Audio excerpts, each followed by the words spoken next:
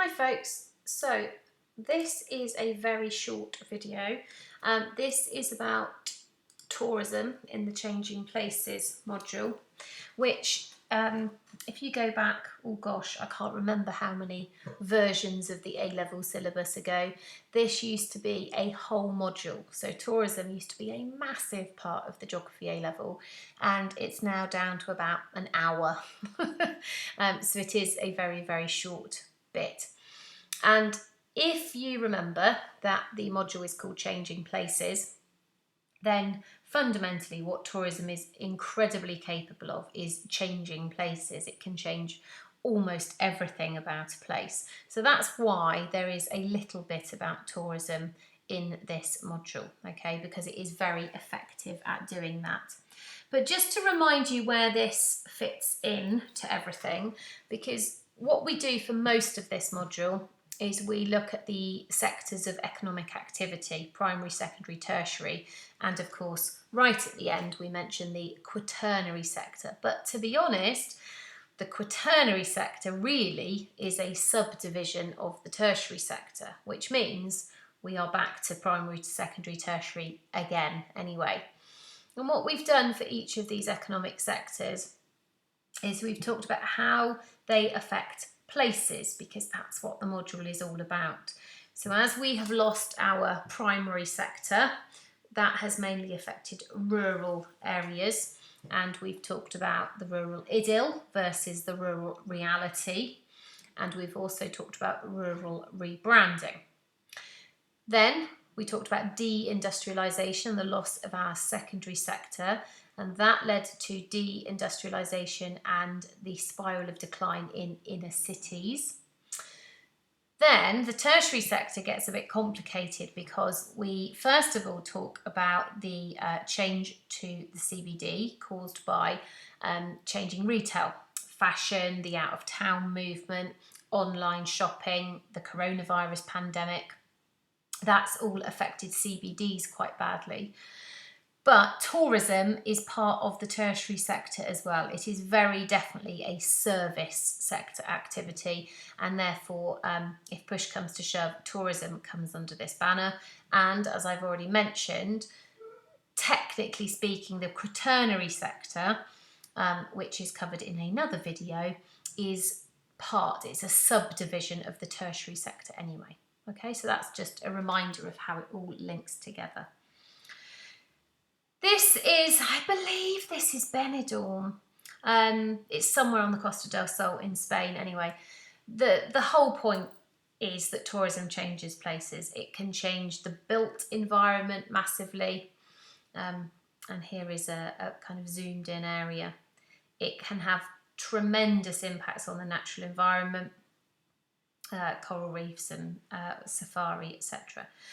So what do you need to do? Because I don't need to say very much, it's a short thing, and you need to make choices.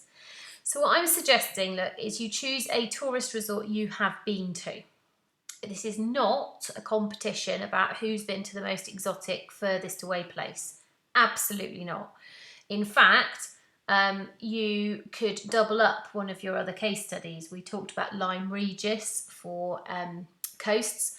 Lyme Regis, if you've been to Lyme Regis. You could do Minehead if you've been to Minehead. Like, it honestly doesn't have to be abroad. It just needs to be a place that tourists go to. All right, so choose your place. Then what you'll find in the module booklet, and for the benefit of people who haven't got theirs to hand, I have included some hyperlinks here. If you Google effects of tourism geography, or even just effects or impacts of tourism, you will easily find these websites and plenty of other ones. It is widely taught. So what you're trying to do is you're trying to find some positive and negative impacts of tourism, and you're going to try and link as many as possible of them to your chosen resort. So if I think about Lyme Regis, one of the things that is obvious is that they make a huge amount of money out of tourism in Lyme Regis. There are so many businesses reliant on tourists coming to Lyme Regis. So economically, that's great. But traffic. terrible problems with traffic congestion, car parking, all of that kind of thing. So just, you know, off the top of your head, you can begin, and this is why it needs to be somewhere you've been to ideally, because then those ideas will be much more obvious to you. So try and link as many of the pros and cons of tourism to your chosen resort as possible, and you can do that as a table, a spider diagram, revision cards, whatever. Okay. Now, as an additional kind of stretch and challenge kind of activity, it could well be quite useful to you to summarise how the place has changed over time because of tourism. Now, you might not be able to get that information. This is, I guess, going to be kind of historic, but if you can find out, you know, if we go back to here, at what point was that just a sleepy old fishing village with not much happening, and how many people visit there each year now, etc., etc., that kind of thing. Might not be possible, but if you can, that would be fab. And then we've got one very small additional case study for tourism, and it is small, and it's about the gorillas in Rwanda. We, being typical geographers, we're quite negative about lots of things, aren't we? We tend to pick holes in things a lot. And tourism can be a tremendously negative process for some places. But in Rwanda, tourism is having a very positive effect because it protects the gorillas. Tourism makes Rwanda money. And one of the reasons that tourists come to Rwanda is to see the gorillas. So it is in their best interests to look after those gorillas and to protect them. And what we essentially say is that if it wasn't for tourism, the likelihood is that there would be far fewer gorillas, or they might in fact all now be extinct. Tourism is having a positive impact on the gorillas in Rwanda. So just find out a little bit of stuff. How many people go? How much does it cost to see gorillas?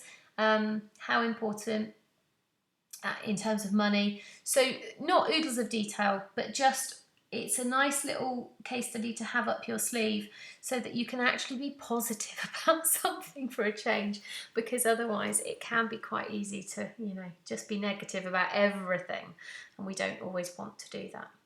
And that's it. That's all I have to say about tourism, ladies and gents, I'm afraid. There's not a lot to say. So there's a little bit of work for you to do, a little bit of research, but in terms of what you need to know for the module, that is about it.